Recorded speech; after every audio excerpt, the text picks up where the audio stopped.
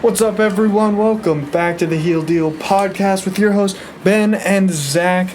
Zach, how are you doing today? Hanging in there, man. A little bit tired, but doing well. How are you? Good. Starting to get to that point in the semester. It's awesome because we got football and basketball going on, but we also got finals going on. So yeah, this is the tough part of the semester for all college students, and we are included in that bunch. Yeah, exactly. So if any of you listeners are like, oh, I wish I was still a student back at UNC, just fondly remember how difficult it can be. There are here. perks, but there are definitely things that are tough. Exactly. So really, we're just gonna keep it kind of to a short episode since there isn't too much huge stuff coming up, especially on the basketball front. So of course we're gonna give you the rundown on how our women's sports teams are just like the absolute best in the country. We're going to talk about the recap for basketball. So Gardner-Webb, which is a game that we went to. A lot of fun, but a lot of stuff to build on, which we'll talk about. Then we'll get into the Pitt recap for football. That another game we should have arguably won and we lost. So we'll talk about that. Yeah. And then we'll move into the game against Mercer. So just a heads up, Mercer's an FCS team. There is really not that much information on them. I think you looked up their stats on ESPN and it was stock images and no information. Yeah, no joke, guys. It was honestly kind of shocking to me, even though they are FCS. I went to their page on ESPN and all they had listed were their defensive stats. They didn't have any offensive stats listed, and I couldn't find. I wouldn't even tell me who the leading passer was. So I don't even know who their starting quarterback is. I mean, it was really interesting to me that they didn't even include that stuff. But yeah. Yeah, I mean, I guess with just these small schools, their football teams are more akin to club teams than actual I guess Division I teams. But we'll probably won't talk too specifically about their team, but instead kind of about us and what we need to do, especially ramping up to NC State, which is probably going to be the do or die game. Yeah, I think there's a lot of scenarios that, I think that's going to happen. But yeah, we can talk about that a little later. Yeah, exactly. So let's hop right into it with the rundown. As always, women's field hockey, they're in the women's field hockey in general, they're playing in the NCAA tournament right now. UNC beat Stanford 4-0 in the first round, and they beat Iowa 2-1 in the second round. So they're moving on to play Boston College in the NCAA semifinals. That's going to be November 22nd, which is this coming Friday, 1 p.m. So if you guys can watch that, women's field hockey is actually pretty entertaining. Women's soccer, which I'd argue is even more entertaining. I love women's soccer, especially with the World Cup having been this past summer. Yeah, we got our women's team just kicking butt and taking names again. Let's see, they beat Belmont in the first round. I think that was just on Saturday. So they won 5-0, pretty easy. They play Colorado in the second round, which is going to be also November 22nd, Friday, 6 p.m. in Chapel Hill. So if you can make it, it's a fun game to go to. Hopefully we get some decent weather. Then, of course, if they win that, it's on to the third round, the quarterfinals, the semifinals, and the finals. So they got plenty of games, but they are the favorite here. I can't remember who it was. I think it was Stanford is a number one seed on the other side of the bracket. Mm-hmm. They won their first round game 15-0 against Prairie View or something. Cool. That was just something that caught my eye. That's tough. Thought it was pretty funny. But some of these powerhouses are really, really good. So hopefully we can compete with FSU if we have to play them again. Yeah. Stanford if it comes to that. It'll be fun though. Yeah. So why don't we move straight into? We said we were talking about basketball first. So right. Zach, you and I were both at not UNCW, at Gardner-Webb game, which was last Friday. Yep. It was a 9 o'clock game. It was kind of tough. Yeah. But tell me what you yeah, exactly. So when these games end at 11:30, man, it's bedtime. Yep. But there was a lot to like, namely Cole Anthony, but there's also a lot to be nervous about, especially with the kind of schedule that we have, even before ACC play. So what are your thoughts on that, Zach? Yeah, you're right. I mean, Cole Anthony played great again. Another great outing, 28 points, 7 of 17 from the field, and hit 3 threes. I mean, Ben, honestly, we were talking a little bit about this off air before we started. It to me looks like we could be 0-3 without him on this team right now. And to say that is very shocking, to think that we could have lost to Wilmington, Gardner-Webb. But Notre Dame, that's understandable. But those two, I mean, and I haven't seen anything out of this team besides his offensive ability that make me think that that's a hot take. Yeah, no, I mean, there are flashes of people playing really well. You know, I thought Christian Keeling actually had a pretty good game, especially in that second half. You know, he was actually driving into the paint a little bit more, which is actually where I think he excels. He hasn't found his outside shot yet. Justin Pierce put together another solid game. You know, he's almost like a Luke May light, especially when it comes to his rebounding production. Yeah. But he's more of like a pure shooter, I guess. But, you take away Cole Anthony, and it's what do we have? I think if you took away Kobe during last season, you still have a bunch of viable options. Even if you have to put, like, the minutes Kobe was off and we had to start seventh, like, it wasn't the end of the world. But if you have to take off Cole Anthony, like, if he went down with an injury or if he never even played for UNC at all, like, who on earth is the person? Yeah, and what we're dealing with here is just a classic case of not having anyone other than Cole that can find their own shot. And that's what I was telling you about when we were leaving the game the other night. I was like, last year, for example, we had Cameron Johnson who could find his own shot. Mm-hmm. Kenny Williams could find his own shot in a lot of situations. We know Kobe could find his own shot. He made his own shot from just about anywhere on the court. Oh, yeah. Just those three right there, one or two of those guys was always going to be on the court more than likely. So you always had someone on the court that could manufacture their own offense if things broke down. Outside of Cole this year, right now, we don't have anyone that can do that. We had some lineups on the court the other night with Cole out of the game. He only played 33 minutes, and that was actually down for him because in the first two games, he was averaging basically sitting out for 2 minutes the entire game. I think he had 38 minutes in both of those games, basically. And, nobody's able to find their own shot. You just see a lot of moving the ball and, like, looking for something to open up. But when Gardner-Webb was playing good defense on us, nobody was getting a shot off, and we, I think, had a couple shot clock violations even. Yeah, no, it's tough because it is really Cole Anthony, dribble down, pass to Leaky. Leaky dribbles a little bit, and, like, Leaky needs to find his confidence on the offensive side of the ball. I think he can be a really good defender for us, especially next year and the year after as an upperclassman. But offensively, man, so this is like the stat that blew my mind. He played 34 minutes, most minutes on the team. He scored 2 points. I think he was 1 for 6. He took 6 shots in 34 minutes of game time. Just not finding his shot, man. No, it's not even that he's not finding a shot. He's not looking for his shot. Well, that's that. Oh, man. Not finding it is a nice way of saying that he's not taking his opportunities. Yeah, exactly. Because he had them. I mean, there were many times where he was open for 3 and he just wouldn't take it. I'd much rather see him go for 3 or drive into the paint and miss than just get the ball, dribble a little bit, and then pass it back to Cole or pass it into Garrison or Armando. Speaking of Garrison and Armando, man, I think we had about 6 or 7 turnovers trying to get the ball into the paint, where it was just poor throws. I think that's definitely something they're going to iron out. And if you watch that game, you know exactly what I'm talking about. Yeah, I mean, Carolina basketball traditionally, as we've talked about a little bit before, is trying to work inside out. Right? We want to get down to our forwards. We want to let them get stuff inside. Use a couple drop steps. Hook shot layups, all those things like that. We've done that forever since Roy has been here. But last year was more about the outside shooting, and I think this year we're going to see more of a transition back into the inside game, minus Cole Anthony doing everything. And I think the ceiling for this type of team in terms of style of play is a traditional Carolina team where we feed off of Garrison, Armando, hopefully Sterling Manley at some point if he decides to get out of a suit. And, we can work with guard play and develop guard play as well, but worry about just attacking the basket and become more of a 2-point shooting team, if you will, instead of a 3-point shooting team like we were last year. Yeah, exactly. So I think that's where this team has to go if they want to develop into something that can, compete later in the year. Mm-hmm. But I mean, if they can straighten that out, it's like a dangerous prototype or blueprint for a team. If we're really strong on the inside and we still have Cole Anthony's outside shooting, his ability to drive, that's actually dangerous. It's actually a good team. But as it stands right now, we don't really have any 3-point shooting. We don't really have any interior presence yet. I think that's going to come. And I think Armando, he had a good game, especially after he was arguably concussed against UNCW. He had a double-double, 12 points, 11 rebounds. Garrison had 6.6 rebounds. As long as they can stay effective, I think that's going to help a lot. But, man, I dread the game where we're playing a good team and Cole can't find his shot. Well, we're going to lose by like 50 points. Right, and it's going to come soon. I mean, we've got a little bit more time here, guys, but it's going to come soon. I mean, we've got Alabama next Wednesday over Thanksgiving break. And they're going to give us a little bit of trouble. That's going to be another Power 5 team. I mean, dude, listen to this schedule. Starting basically the couple days after, I was going to say Christmas, but that's Thanksgiving. It's the 27th of November. We play Alabama, Ohio State, who's number 10. Yeah. Number 7, Virginia. I don't know why on the road. Yeah, I don't know why we're playing Virginia in December. But then Wofford, who's a really good mid-major team. Then number 8, Gonzaga. On the road. And then UNC or UCLA.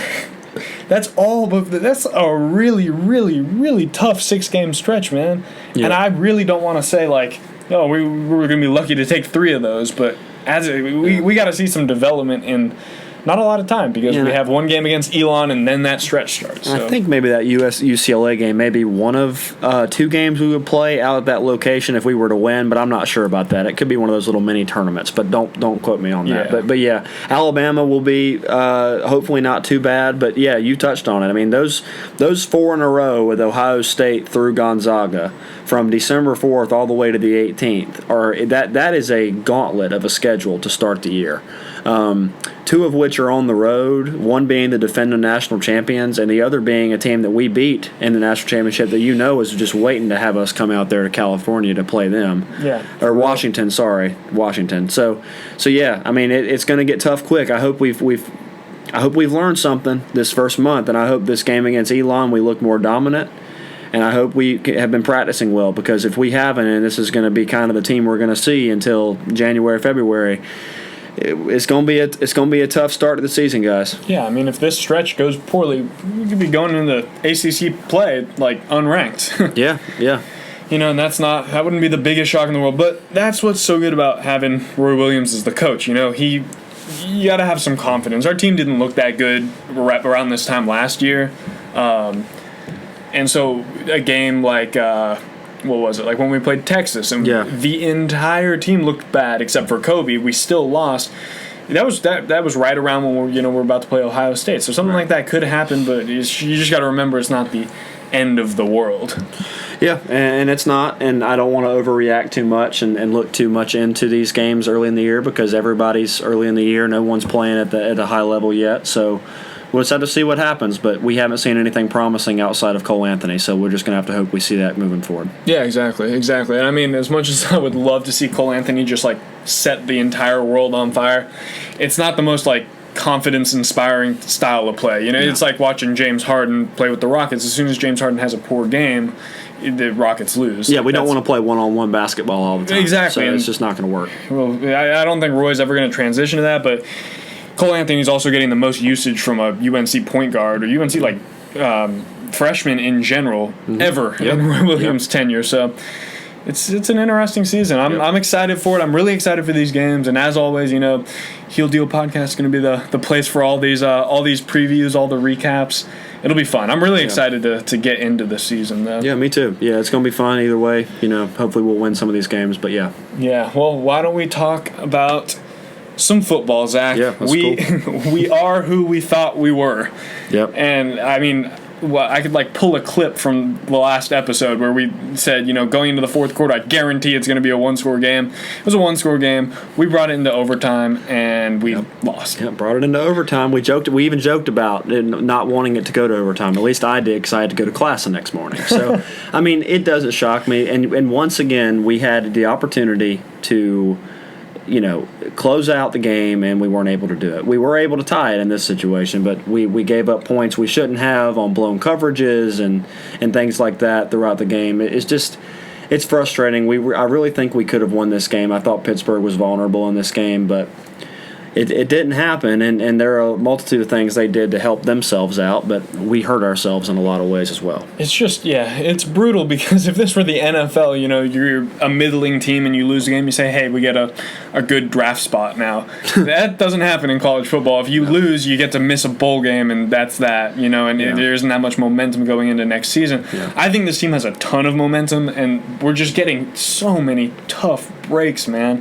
But you gotta give it to the offense. They brought it, especially in that second half. This was like that early season stuff where we have to just rally back in the second half. And it's always exciting.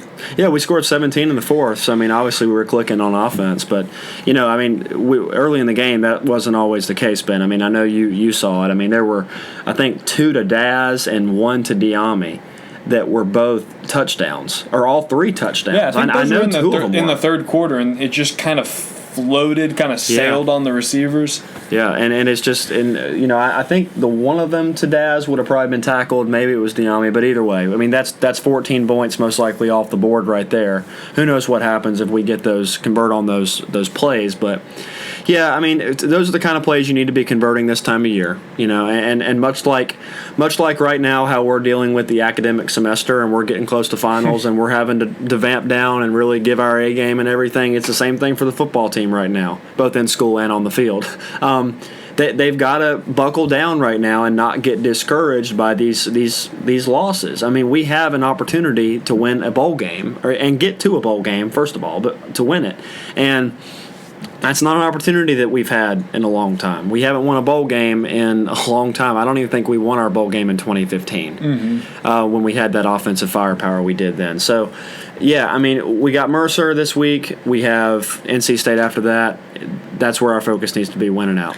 Yeah, exactly. That's it. If we drop one more game, we're going to finish the season at best with 5 wins, and we're going to miss out on a bowl. So we have Mercer coming up, and as we preface this podcast with, there's really not much information about Mercer. I'm just going to say it. If Mercer beats us, it's like a huge upset. Pretty sure we're paying Mercer some money to just play us. Yeah, but they get money for every year or two. Like there's always some FCS team that beats an FBS team. Everyone goes crazy, and that's that because it's any given Sunday, any given Saturday in this case. Yeah. Anyone can beat anyone is the point, but I don't think it's going to happen. We're probably going to beat Mercer. Depends on how good we look in it. Hopefully we avoid injuries. I'm 99% sure we're going to be sitting at 5-6 going into the NC State game. Yeah, and most likely they will too. And we'll do a full-on analysis of NC State before that game, guys. But I think they play Georgia Tech on the road this week, and Georgia Tech is an ACC team, but they have been anything but good this year. So you assume NC State will go in and win that game, and if they do, then we have exactly what Ben and I were hypothesizing about back in August. Literally in the season preview. Yeah, and that this game would literally be for a chance to go to a bowl game. Yeah, I mean, look at it this way. They're 4-6 just like us. Yep. As long as they beat Georgia Tech, it's going to be 2 5-6 teams colliding in Raleigh. Actually, I'm a little frustrated that it's going to be in Raleigh too. We might have to get some tickets to that. It's over Thanksgiving weekend, so I don't know if I'll be there for that one, but I definitely will be watching it. They release it as a 7 p.m. kickoff, so we'll have to look forward to our analysis of that one. But one thing, I know we don't want to spend too much time on Mercer, Ben, because there isn't a whole lot of information out there for us to really talk about, but these kind of games can go one of two ways, guys. You can either put them away early, and they will just be happy they have the opportunity to come out here to compete with a team that is a little bit out of their league, and they will go home quietly. Or you can go out and think you're going to do that, and they maybe go out to a little bit of an early lead, or they compete with you in the first quarter, maybe into the second quarter, and they gain some confidence, maybe hit a couple big plays, get a turnover they're not supposed to, and we got a game. And so I don't think that's going to happen to this team. I think because we're playing at home, obviously, we would never play this game on the road. But since we're playing at home, I think the seniors will want to go out the right way. I don't think they're going to come in here thinking they've got this before it even kicks off. So I think we'll handle this team pretty easily. But we need to make sure we come out and get a quick start, because these are not the kind of teams that are going to stick with you in the fourth quarter if you come out there and you beat them down from the start. They're not going to have the will to come back on the road against an FBS team.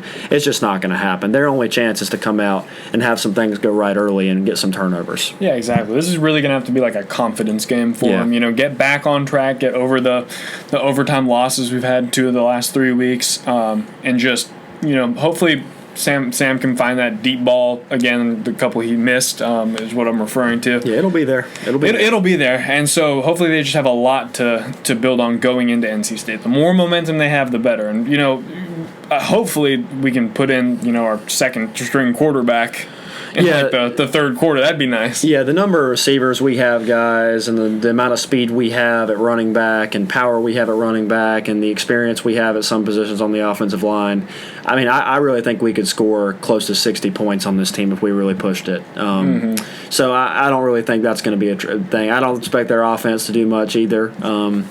That they're pretty basic in terms of what they run. I watched a little bit of their film. So, yeah, it shouldn't be too bad for us to figure out where we need to be and find matchups that are favorable to us.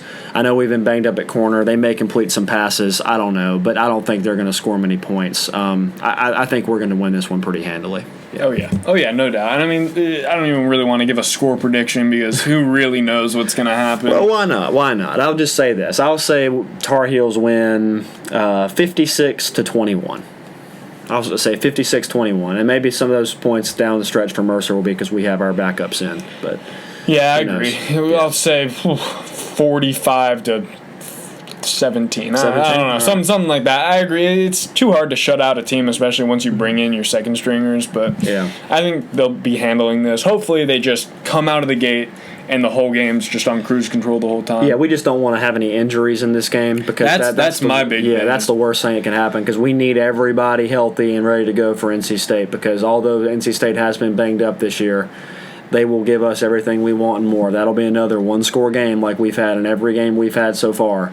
So we got to have all of our guys ready to do that. We just don't need to lose anybody this week. I think that needs to be the number one priority, obviously, besides taking care of business and winning the freaking football game. But yeah, don't do anything stupid and get yourself hurt. Exactly.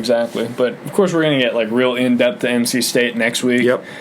That's going to be a great game. This is not a great NC State team, but they're going to show up for us. Absolutely, yes. So, yeah, that's that. But just like we'll show up for them. Same thing. Yeah, exactly. Hopefully this one doesn't end in a fight like last year. Yeah, I hope not. Get two of our guys suspended for next season. Maybe NC State will actually have some fans show up for that one, unlike most of their games this year. Yeah, no, for real. They'll show up for UNC just out of spite, I bet. Yep. Oh, but that about wraps it up. This was always going to be kind of a shorter episode just because, we're not really into the thick of it with basketball, but man, we'll have a big episode for you guys next week. Yeah, we'll most likely be going to the Elon game, so we'll talk a little bit about that, maybe preview a little bit of Alabama or something for basketball before we leave for Thanksgiving. But yeah, next week we'll definitely want to get into that NC State game and talk about what we'll have to do to get to a bowl game. Oh man. Hopefully we'll be in that situation. I don't want to take it for granted, but we assume that's where we'll be in a week from now. So yeah, well, we are who we thought we were even in the beginning of the season. Yep. Hopefully 5-6 going into NC State, but it's been fun, guys. We'll look forward to talking to you next week and everything. Yeah, exactly. So, as always, it's been your host Ben and Zach at the Heel Deal Podcast. And as always, go to Hell Duke.